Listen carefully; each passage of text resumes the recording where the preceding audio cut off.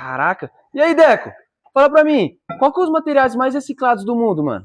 Mano, material tem um monte. Eu posso te falar de categoria? Ah, pode ser.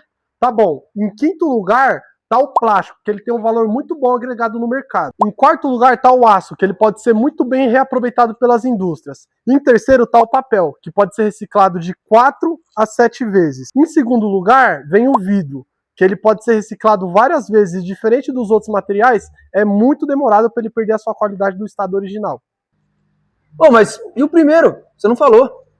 Antes de eu falar o primeiro, já me segue aí se você quer aprender mais sobre a reciclagem. Em primeiro lugar está o campeão alumínio. As latinhas que são recicladas voltam de 30 a 60 dias para a prateleira. Se você comparar a produção do estado original para a reciclagem, ele reduz em até 95% de gasto de energia. E diferente dos outros materiais, ele pode ser reciclado praticamente infinitas vezes, que ele não vai perder a qualidade do seu material original.